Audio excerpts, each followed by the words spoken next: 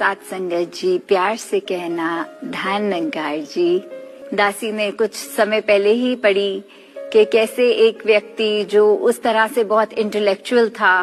और वो ये सोचता था कि मैं इतना बुद्धिमान भी हूँ, फिर भी मेरे को क्या चीज है जो दूर रख रही है, एक मेरे को नीचे की ओर खींच रही है।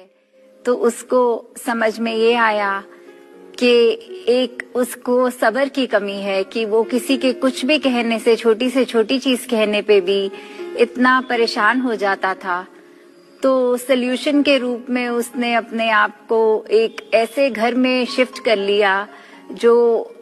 बिल्कुल ही दूर था, कह लीजिए कि आसपास कोई और व्यक्ति थे नहीं, बहुत दूर शहर से कहीं उसने अपने आप को ऐसे घर में रख लिया। और 7 साल के बाद एक व्यक्ति कोई उसके घर के आगे से जब गुजरा और उसने ये प्रश्न किया कि आप इतना अलग क्यों रह रहे हैं, तो जवाब में उसने कहा कि मैं किसी से मिलता हूँ, बात करता हूँ तो मेरे अंदर एक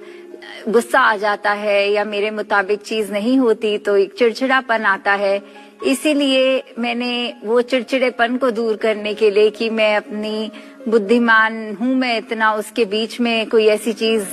ना आए जो तंग करे, इस वजह से मैंने अपने आप को इतनी दूर अकेले रहना शुरू कर दिया है। तो फिर वो जो इंसान था उसने उसको ये बहुत खूबसूरती से समझाने के लिए सवाल पूछा कि और अपने बारे में बताएं कुछ, और सवाल करने लग गया।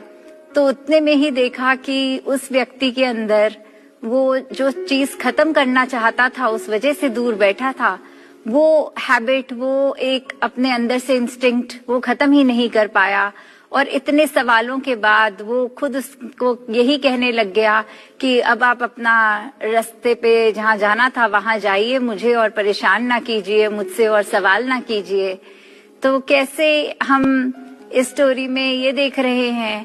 कि अगर एक चीज है जो हम अपने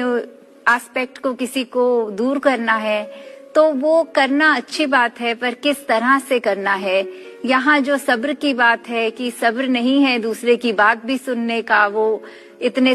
कम ही चाहे सवाल और इतने सालों बाद उसने करे, किसी को से बात भी करी किसी से इतने सालों बाद, तो भी वो अपनी जगह वो आदत वो कामयाब ही रही। उसने इतना प्रयत्न करके भी कुछ हासिल ना किया। तो दातार कृपा करे कि जो भी हमारी सिचुएशन है, ये दुनिया में ही विचरण करना है।